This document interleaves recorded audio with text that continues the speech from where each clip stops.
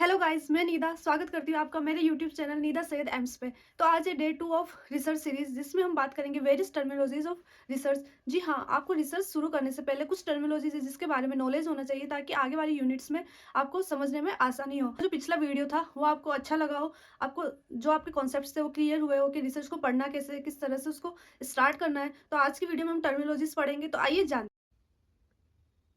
तो चलिए guys start करते हैं डे 2 सीरीज ऑफ रिसर्च।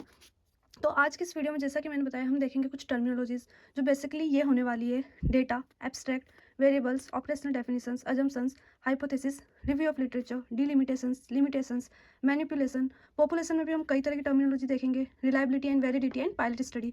ये कुछ मेन टर्मिनोलॉजीज मैंने लिखी है जो आपको मेनली काफ़ी हेल्प करेगी जब आप रिसर्च को पढ़ोगे। रिसर्च को पढ़ने से पहले आपको पता होना चाहिए कुछ टर्मिनोलॉजीज, कुछ टर्म्स होती है जिसका मीन आपको पता होना चाहिए। उसके मीन के बिना आप फिर पूरे जो यूनिट्स होगी उसको पढ़ नहीं पाओगे, इसीलिए पहले टर्मिनोलॉजीज पढ़ना इंपॉर्टेंट है। तो चलिए स्टार्ट करते हैं 1 to 1।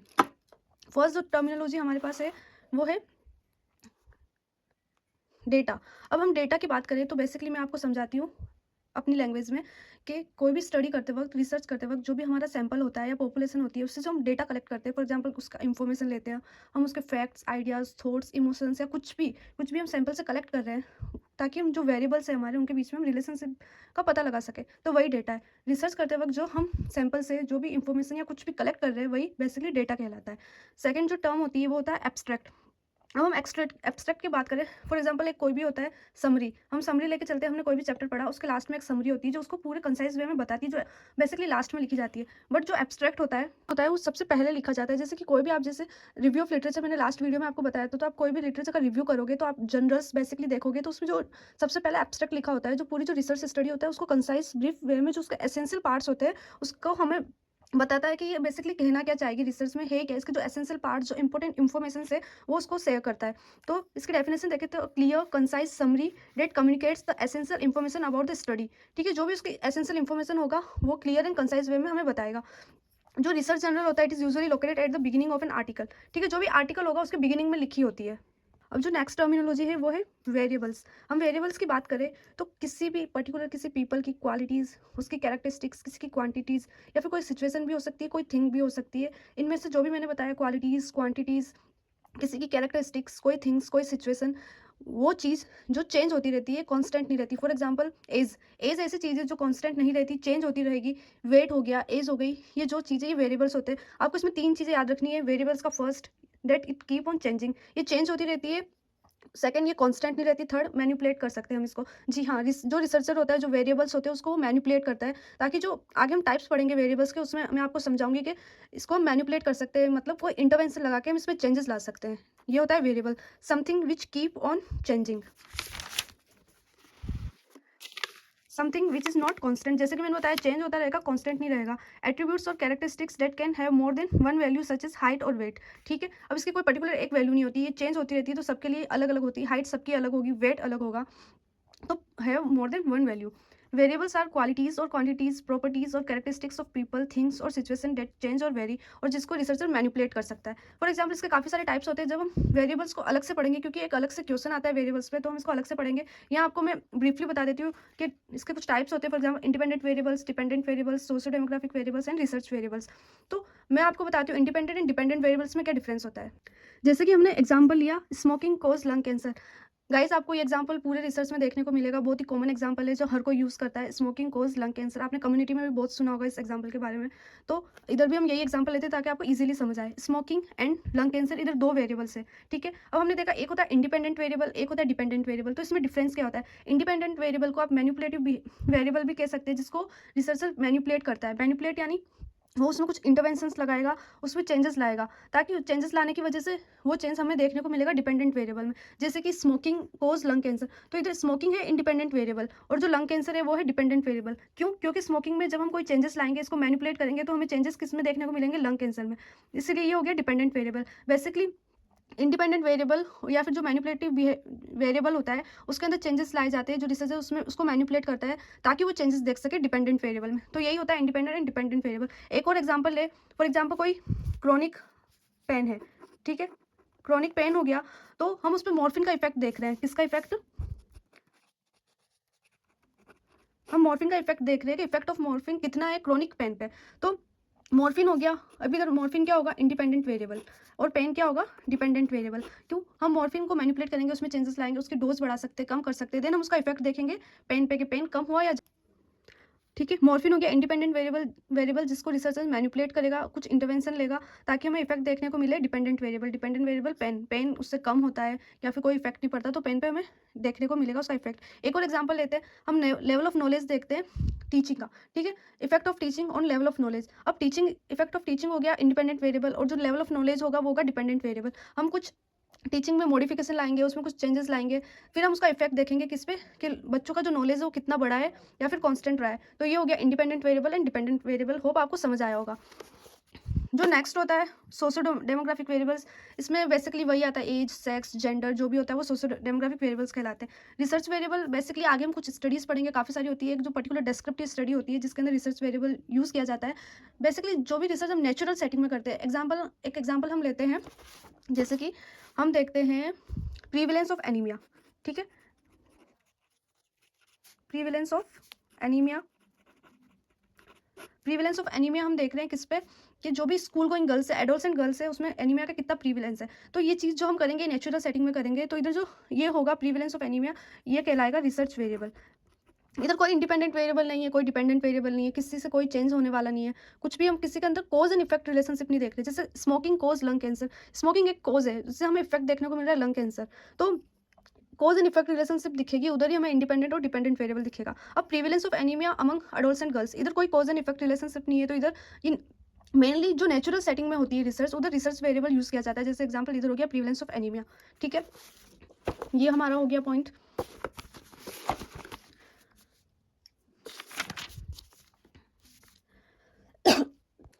नेक्स्ट एक और वेरिएबल का एग्जांपल होता है, वो होता है एक्सट्रेनियस वेरिएबल। एक्सट्रेनियस वेरिएबल यानी गाइस ऐसा वेरिएबल जो स्टडी का पार्ट नहीं है, ठीक है। जो हमने प्रॉब्लम स्टेटमेंट बनाया उसमें हमें कहीं नहीं दिख रहा है, वो स्टडी का पार्ट बिल्कुल नहीं है, बट वो स्टडी को अफेक्ट कर सकता है और वो अफेक्ट करेगा नेगेटिवली। जैसे कि एक एग्जांपल हम लेते हैं, कुछ पेशेंट है जिसमें हम दो प्रोटोकॉल देख रहे हैं। फॉर एग्जांपल स्केलेटल फिक्सेशन के पेशेंट है, उसके अंदर हम है ना स्केलेटल केयर के प्रोटोकॉल्स देख रहे हैं, टू डिफरेंट। अब हम देख रहे हैं वो कितना अफेक्ट करता है कि पिन साइड केयर जो इन्फेक्शन होता है स्केलेटल फिक्सेशन पेशेंट के अंदर, जो पिन साइड केयर इन्फेक्शन होता है उसको कितना प्रिवेंट कर सकते हैं प्रोटोकॉल्स को फॉलो करके। तो उसके अंदर जो एक्सट्रेनियस वेरिएबल हमें देखने को मिल सकता है। हमने बेसिकली दो प्रोटोकॉल्स देखे। फॉर एग्जांपल एक हो गया हमने हाइजीन का ध्यान रखा, एक हो गया ड्रेसिंग। हमने ड्रेसिंग अच्छे से की, हाइजीन अच्छे से की, तो उसमें हमें कितना देखने को मिल रहा है कि जो पिनसाइड केयर इन्फेक्शन हो रहा है वो पेशेंट में हमें नहीं देखने को मिल रहा। लेकिन कुछ पेशेंट में फिर भी कुछ इफेक्ट नहीं आ रहा। क्यों? क्योंकि कुछ एक्सट्रेनियस वेरिएबल है, बाहर से जो कोई वेरिएबल्स है जो स्टडी का पार्ट नहीं है, फिर भी उसको अफेक्ट कर रहे हैं। फॉर एग्जांपल कोई पेशेंट है, उसका हीमोग्लोबिन इतना कम है या उसकी ब्लड ग्लूकोज इतनी बढ़ी हुई है कि उसका हम कितने भी प्रोटोकॉल्स फॉलो कर ले उसके लिए, बट उस पर कोई इफेक्ट ही नहीं हो रहा। तो ये एक्सट्रेनियस वेरिएबल होते हैं जो अफेक्ट करते हैं उस स्टडी को। इसके लिए दो इंक्लूजन एंड एक्सक्लूसिव क्राइटेरिया हमें फॉलो करना पड़ता है। फॉर एग्जांपल अगर किसी का हीमोग्लोबिन कम है या ग्लूकोज बढ़ी हुई है, कोई और भी चीज़, तो हमें उनको स्टडी में इंक्लूड नहीं करना है कि वो हमारी स्टडी को अफेक्ट कर सके। तो इंक्लूसिव एंड एक्सक्लूसिव क्राइटेरिया हमें फॉलो करना पड़ता है ताकि जो एक्सट्रेनियस वेरिएबल्स है उसको हम स्टडी से हटा सकें। तो ये हो गया। नेक्स्ट होता है ऑपरेशनल डेफिनेशंस। ऑपरेशनल डेफिनेशंस हम कहें तो एक हमारा प्रॉब्लम स्टेटमेंट होता है। जैसे कि मैंने आपको एक बार लास्ट वीडियो में अपना इस प्रॉब्लम स्टेटमेंट बताया था। जैसे एक एग्जांपल लेते हैं, a descriptive study to assess the knowledge regarding menstrual hygiene among adolescent girls. तो इधर ऑपरेशनल डेफिनेशंस क्या होता है कि किसी WHO की या किसी और पर्टिकुलर किसी की डेफिनेशन ना लेके हम अपनी लैंग्वेज में जो भी हमारे प्रॉब्लम स्टेटमेंट में वर्ड्स है उसको हम डिस्क्राइब करें। फॉर एग्जांपल इधर हम बताएंगे नॉलेज, जो हमारा प्रॉब्लम स्टेटमेंट है उसके हर वर्ड को हमें अपनी लैंग्वेज में डिस्क्राइब करना है, बजाय कि किसी, जैसे कि इधर एडोलसेंट गर्ल्स हो गया तो हमें इधर WHO की डेफिनेशन नहीं लिखनी, अपने वर्ड्स में बताना है एडोलसेंट गर्ल्स होती क्या है। तो इधर हमें एडोलसेंट गर्ल्स की डेफिनेशन लिखनी होगी, मेंस्ट्रुअल हाइजीन की डेफिनेशन लिखनी होगी, नॉलेज की डेफिनेशन लिखनी होगी। तो यही होता है ऑपरेशनल डेफिनेशन, जिसमें हमें अपने वर्ड्स के अंदर जो भी हमारी प्रॉब्लम स्टेटमेंट के अंदर जो वर्ड्स है, इंपॉर्टेंट वर्ड्स है, उसको हमें डिस्क्राइब करना होता है खुद के वर्ड्स के अंदर, ठीक है।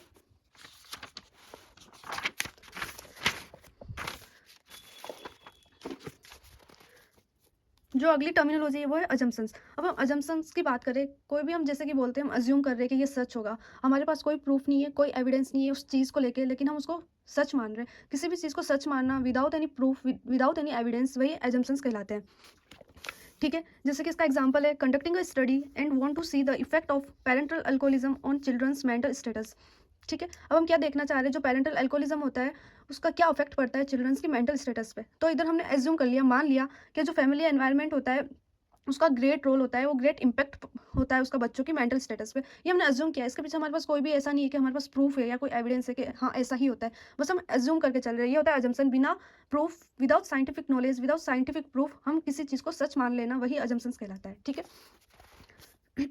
नेक्स्ट टर्म है हाइपोथेसिस। हाइपोथेसिस यानी जो 2 वेरिएबल्स या 2 वेरिएबल्स के बीच में डिफरेंस बताए, रिलेशनशिप बताए, वो होती है हाइपोथेसिस। जो हमने पहले देखे थे वेरिएबल्स, अब वेरिएबल्स होते हैं 2 या 2 से ज़्यादा, तो उनके बीच में जो रिलेशनशिप बताता है वही होता है हाइपोथेसिस। बेसिकली हम जो हाइपोथेसिस होता है, हम 2 लेते हैं। एक तो हाइपोथेसिस को एच से डिनोट करते हैं, इसमें मेनली एक हम लेते हैं नल हाइपोथेसिस, ठीक है? एक होती है नल हाइपोथेसिस और इसका एक अल्टरनेट हाइपोथेसिस लेते हैं जिसको हम बोलते हैं रिसर्च हाइपोथेसिस या अल्टरनेटिव हाइपोथेसिस। मेनली जब हम रिसर्च करते हैं या कोई भी रिसर्च करता है तो उस टाइम हमें जो नल हाइपोथेसिस होती है उसको रिजेक्ट करना होता है, मतलब गलत प्रूफ करना होता है, और जो हमारी अल्टरनेटिव हाइपोथेसिस होती है उसको हमें एक्सेप्ट करना होता है, उसको सच साबित करना होता है। For example smoking causes lung cancer, हम नल हाइपोथेसिस बनाएंगे there is no relationship between smoking and lung cancer, तो ये हमारी नल हाइपोथेसिस हो गई। तो जो भी कोई रिसर्च कर रहा है उसको नल हाइपोथेसिस को रिजेक्ट करना होता है और जो ऑल्टरनेटिव हाइपोथेसिस होती है उसको एक्सेप्ट करना होता है, ठीक है? जैसे एक एग्जाम्पल यहाँ दे रखा है, effect of teaching on the level of knowledge regarding menstrual hygiene, ठीक है? हम क्या देख रहे हैं, टीचिंग का इफेक्ट देख रहे हैं ताकि हमें पता लगे कि नॉलेज कितना है मेंस्ट्रुअल हाइजीन के रिगार्डिंग। तो इधर हम हाइपोथेसिस ले रहे हैं, teaching will increase the level of knowledge regarding menstrual hygiene. एक हाइपोथेसिस हमने ये बनाया है, ये ऑल्टरनेटिव हाइपोथेसिस H1 से जो डिनोट होता है, मतलब इधर हम कह रहे हैं जो टीचिंग है वो इंक्रीज करेगी बच्चों का नॉलेज किसके रिगार्डिंग, मेंस्ट्रुअल हाइजीन के रिगार्डिंग। एक हम ये ले लेते हैं null hypothesis, there is no relation between teaching and the level of knowledge regarding menstrual hygiene, ठीक है? तो ये हो गया एक नल हाइपोथेसिस है, इसकी जो ऑल्टरनेटिव हाइपोथेसिस होती है। देन नेक्स्ट जो टर्म आती है वो होता है लिटरेचर रिव्यू या रिव्यू ऑफ लिटरेचर। इसको हमने पहली क्लास में भी डिस्कस किया था कि कोई भी रिसर्च करने से पहले उसके हमें गैप्स को पता लगाना है।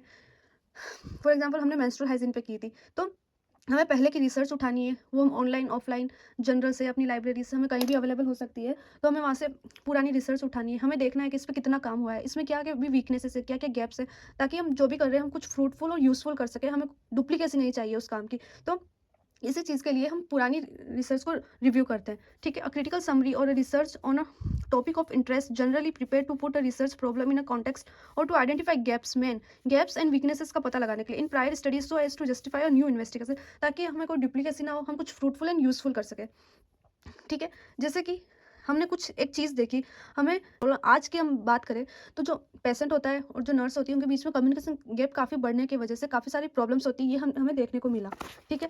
अब कोई भी चाह रहा है कि हमें इस पे पर्टिकुलर चीज़ पे रिसर्च करनी है, ठीक है? तो अब हम पुरानी रिसर्च देखेंगे कि जो पुरानी इस पे काम हो रखा है क्या, अगर हो रखा है तो उसमें क्या क्या वीकनेसेस है, क्या क्या उसमें अच्छी चीज़ें हैं, जो हमें क्या क्या चीज़ें जो हमें वापस वापस दोहरानी नहीं है, ठीक है? तो हम क्या करेंगे, for getting all the answers of these questions, जैसे क्वेश्चंस क्या है, हमने ये प्रॉब्लम देख ली जो अभी हमें पर्टिकुलर हमारे कम्युनिटी में देखने को मिल रही है, ठीक है? Now what kind of research question I made, अब मुझे रिसर्च करनी है तो मैं प्रॉब्लम स्टेटमेंट क्या बनाऊंगी, ठीक है? अब मैं वेरिएबल्स किसको लूंगी, हमें वेरिएबल्स किसको लेना है, मुझे एक्जैक्टली करना क्या है, इन सबके आंसर्स लेने के लिए अब मैं क्या करूंगी, for getting all the answers of these questions I have to do review of literature. अब मुझे जो पुराने रिसर्च है उनका रिव्यू लेना पड़ेगा। I have to go back to previous study and have to identify weakness and gap and know what new I have to do। अब मैं नया क्या कर सकती हूँ ये हमें देखना पड़ेगा, ठीक है? ये हो गया रिव्यू ऑफ लिटरेचर, आगे भी हम इसको अच्छे से पढ़ेंगे। देन आता है डिलिमिटेशंस, ठीक है? अब दो टर्म होती है, एक होता है डिलिमिटेशंस, एक होता है लिमिटेशंस, ठीक है? डिलिमिटेशंस यानी होता है बाउंड्रीज। फॉर एग्जाम्पल अपना मैं ही अपना एग्जांपल देती हूँ मेंस्ट्रुअल हाइजीन वाला, हमने किया था एडोलसेंट गर्ल्स पे, तो हमने बाउंड्रीज सेट की है कि हमें सिर्फ एडोलसेंट गर्ल्स पे करना है। उसमें भी हमने बाउंड्रीज सेट की थी कि हमें सिर्फ झालाना डूंगरी में जो गवर्नमेंट स्कूल है उसके एडोलसेंट गर्ल्स पे करना है। उसमें भी हमने बाउंड्रीज सेट की थी कि हमें सिर्फ 12th की गर्ल्स पे ही ये स्टडी करनी है। तो हम बाउंड्रीज सेट करते हैं ताकि आगे जो फर्दर प्रॉब्लम्स क्रिएट ना हो, उसके लिए पहले से हम क्राइटेरिया फिक्स कर दें कि हमें पर्टिकुलर इन्हीं चीज़ों पे स्टडी करनी है। तो जो भी रिसर्चर बाउंड्रीज सेट करता है उसको कहते हैं डीलिमिट कर देना इस स्टडी को। फॉर एग्जाम्पल हमने मेंस्ट्रुअल हाइजीन की जो स्टडी थी उसको डीलिमिट कर दिया था एडोलसेंट गर्ल्स, वो भी किसकी, Jalana Dungri government senior secondary school की 12th क्लास की गर्ल्स पे। ये हो गई बाउंड्रीज सेट करना, ठीक है? एक होता है लिमिटेशंस। लिमिटेशंस सबको पता होगा, कमियाँ, जो भी हमारी रिसर्च हो रही है, जो भी हम स्टडी कर रहे हैं उसमें क्या क्या कमियाँ हैं, क्या क्या लिमिटेशंस है, ठीक है? वो होता है लिमिटेशंस, ठीक है? अब ये लिमिटेशंस जो होगी वो क्या करेगी, हमारी अफेक्ट करेगी जो हमारी रिसर्च स्टडी होती है उसकी क्रेडिबिलिटी को। जो हमारी रिसर्च जितनी अच्छी होनी चाहिए थी उसको क्या पता अफेक्ट कर दे। तो जो भी कमियां होती है उसको हमें ज़्यादा से ज़्यादा कम करना है। फिर होता है मैनिपुलेशन। मैनिपुलेशन पहले भी मैंने बहुत वर्ड यूज़ किया है कि हम इंडिपेंडेंट वेरिएबल को मैनिपुलेट करेंगे ताकि हम डिपेंडेंट वेरिएबल पे इफेक्ट देख पाए। जैसे हमने एक एग्जाम्पल लिया था, हमने मॉर्फिन इंडिपेंडेंट वेरिएबल को मैनिपुलेट किया ताकि हम उसका इफेक्ट देख पाए डिपेंडेंट वेरिएबल क्रॉनिक पेन पे, ठीक है? क्या होता है ये, and intervention or treatment introduced by the researcher in an experimental or a quasi-experimental study. The researcher manipulate the independent variable to assess its impact on dependent variable. ठीक है, जो हमने समझा वही डेफिनेशन में दे रखा है कि मेनली जो मैनिपुलेशन होता है, आगे हम पढ़ेंगे डिफरेंट टाइप की रिसर्च डिजाइंस होती है, उसमें एक होता है experimental, quasi experimental, non experimental. तो मेनली जो मैनिपुलेशन होता है वो एक्सपेरिमेंटल एंड क्वासी एक्सपेरिमेंटल में देखा जाता है। उसमें रिसर्चर इंडिपेंडेंट वेरिएबल को मैनिपुलेट करता है ताकि उसका जो इंपैक्ट है वो हम डिपेंडेंट वेरिएबल पे देख सके। हमने एग्जाम्पल के साथ भी इसको समझ लिया है। फिर आता है पॉपुलेशन। देखो कुछ टर्म्स होती है, एक होता है पॉपुलेशन, एक होता है टारगेट पॉपुलेशन, एक होता है असेसिबल पॉपुलेशन, देन आता है सैंपल। ठीक है, पॉपुलेशन ग्रुप ऑफ, हम बोल सकते हैं group of peoples who have similar characteristics. ठीक है, जो लोग जिनकी सिमिलर कैरेक्टरिस्टिक्स होती है उन्हें पॉपुलेशन कहा जाता है। For example entire set of individuals और objects having some common characteristics selected for a research study is referred to as population. किसी पर्टिकुलर पॉपुलेशन को हमने सेलेक्ट किया है हमारी रिसर्च स्टडीज़ के लिए और वो कॉमन कैरेक्टरिस्टिक्स शेयर करते हैं, उन सबकी जो कैरेक्टरिस्टिक्स है वो कॉमन है, वो कहलाएगी पॉपुलेशन। फिर इसी से एक आता है टारगेट पॉपुलेशन। ठीक है, टारगेट पॉपुलेशन क्या हो जाएगा कि फॉर एग्जांपल हमारा था मेंस्ट्रुअल हाइजीन, उसके लिए हमने ली थी एडोलसेंट गर्ल्स। अब एडोलसेंट गर्ल्स तो खूब है, हमें खूब मिल जाएगी, बट टारगेट पॉपुलेशन पर्टिकुलर जिसमें हमें इंटरेस्ट था हमने उन एडोलसेंट गर्ल्स को लिया, वो हो गई हमारी टारगेट पॉपुलेशन। फॉर एग्जांपल यहाँ पे एग्जांपल दे रखा है adolescents who are living in same community, हमने लिया था adolescents who are studied in that particular school. ठीक है, वो टारगेट पॉपुलेशन होगी। देन आती है accessible population. Accessible population research study करते वक्त जो अवेलेबल है, जो गर्ल्स अवेलेबल है जिन पे हम स्टडी कर पाएंगे, वो होती है एसेसिबल पॉपुलेशन। ठीक है, और वो पूरा फॉलो कर रही है जो भी एक्सक्लूजन और इंक्लूसिव क्राइटेरिया है उसको वो फॉलो कर रही है, उसको फुलफिल कर रही है। जैसे हमने यहाँ एग्जांपल लिया है, targeted population is the nurses of RUHS hospital but some on long leaves or some on night shift, so the accessible population is those who are present now। ठीक, टारगेट पॉपुलेशन क्या था, RUHS hospital की जितनी भी nurses है उसको हमने target population लिया था, बट कुछ नाइट शिफ्ट पे कुछ छुट्टी पे है, तो हमारी एसेसिबल पॉपुलेशन क्या होगी, जो अभी अवेलेबल है वो होगी हमारी एसेसिबल पॉपुलेशन। तो पॉपुलेशन से आता है टारगेट पॉपुलेशन, टारगेट पॉपुलेशन आता है एसेसिबल पॉपुलेशन। ठीक है, फिर आता है सैंपल। सैंपल में क्या होता है, अ पार्ट और subset of population selected to participate in the research study. इसको हम रिप्रेजेंटेटिव यूनिट भी कह सकते हैं, क्योंकि जो सैंपल होता है वो पूरे पॉपुलेशन को रिप्रेजेंट करता है, जितनी भी कैरेक्टरिस्टिक्स होगी। ठीक है, वो हमें सैंपल में देखने को मिलेगी। अगर ये नहीं होगा फिर आगे एरर और बायसनेस हमें देखने को मिल सकती है। ठीक है, सैंपल रिप्रेजेंटेटिव यूनिट होता है। रिसर्च सेटिंग एक लोकेशन बोल सकते हो, प्लेस बोल सकते हैं जहाँ पे हमारी रिसर्च कंडक्ट की जाती है, वो होता है रिसर्च सेटिंग। ठीक है, देन आता है सैम्पलिंग। सैम्पलिंग वही ये अलग से यूनिट में हम पढ़ेंगे, एक तरीका होता है सैंपल को सेलेक्ट करने का। जो हमारी रिप्रेजेंटेटिव यूनिट होती है एंटायर पॉपुलेशन से सैंपल को अलग करना ही सैम्पलिंग कहा जाता है। इसके भी दो तरीके होते हैं, एक होता है प्रोबेबिलिटी, एक होता है नॉन प्रोबेबिलिटी। ठीक है, प्रोबेबिलिटी मतलब हर एक इंसान को चांस मिलेगा कि वो रिसर्च स्टडी में पार्टिसिपेट कर सके, मतलब कोई बायसनेस नहीं होगी, हर एक को पूरा के पूरा मिलेगा कि हाँ वो पार्टिसिपेट कर सकता है। और जो नॉन प्रोबेबिलिटी होती है उसमें not all can get equal chance to get participate in the studies. ठीक है, आगे हम इसको अच्छे से पढ़ेंगे। देन जो दो इंपॉर्टेंट टर्म्स आती है, रिलायबिलिटी एंड वैलिडिटी। ये बहुत इंपॉर्टेंट टर्म है, एग्जाम में 100% आपके क्वेश्चन या तो शॉर्ट नोट में या लॉन्ग नोट में भी आ सकता है, जो है रिलायबिलिटी एंड वैलिडिटी। अब वैलिडिटी की बात करें, हम एग्जांपल से समझते हैं। फॉर एग्जांपल एक थर्मोमीटर है, थर्मोमीटर हमारे दिमाग में ही आ जाएगा कि यार ये टेम्परेचर चेक करने के लिए होता है, चाहे हमें किसको इसकी इमेज दिखाए नहीं दिखाए। अगर किसी ने बोला थर्मोमीटर, उसी वक्त हमारे दिमाग में क्लिक करेगा कि हाँ ये तो टेम्परेचर चेक करने के लिए है। अगर वो टेम्परेचर चेक कर रहा है तो वो वैलिड इंस्ट्रूमेंट है। वो क्या है, वैलिड इंस्ट्रूमेंट। क्यों, वैलिडिटी क्या होता है, एक्यूरेसी। ठीक है, मतलब जो चीज़ जिसके लिए बनी है वो वही काम करे, वो कहलाता है validity. It is a degree of accuracy, ये चीज़ याद रखना है आपको, validity is a degree of accuracy. Accuracy for example कोई बोलेगा स्फिग्नोमेनोमीटर, उसको सुनते ही हमारे दिमाग में क्लिक करेगा वो तो बीपी मेजर करता है। अगर वो बीपी मेजर कर रहा है तो वो वैलिड इंस्ट्रूमेंट है, उसमें एक्यूरेसी है। ठीक है, वो अगर कोई चीज़ जिस चीज़ के लिए बनी है वो उसी को मेजर कर रही है, सॉरी, वो उसी को मेजर कर रही है, then it is known as validity, degree of accuracy. उसी के साथ अगर हम रिलायबिलिटी देखें तो हमने देख लिया टेम्परेचर, थर्मोमीटर है टेम्परेचर चेक करेगा, अगर वो बार बार जितनी बार हम चेक कर रहे हैं वो एकदम सही रिजल्ट पर्टिकुलर सेम और उसके आसपास चेक कर रहा है, रिजल्ट दे रहा है, मतलब वो एक्यूरेट है। मतलब कंसिस्टेंसी मतलब लगातार हम उसको यूज़ कर रहे हैं तो हमें एक्यूरेट रिजल्ट दे रहा है, तो it is degree of consistency. ठीक है, reliability is a degree of consistency, मतलब जो चीज़ जिसके लिए बनी है बट हम उसको जितनी बार भी यूज़ करेंगे वो हमें सेम रिजल्ट देगी, it is known as reliability. तो वैलिडिटी हो गया डिग्री ऑफ एक्यूरेसी, रिलायबिलिटी हो गया डिग्री ऑफ कंसिस्टेंसी। तो गाइज आज हमने देखा वेरियस टर्मिनोलॉजीज इन रिसर्च। अगर आपको ये वीडियो अच्छी लगी हो तो please like, subscribe and share my video. Thank you.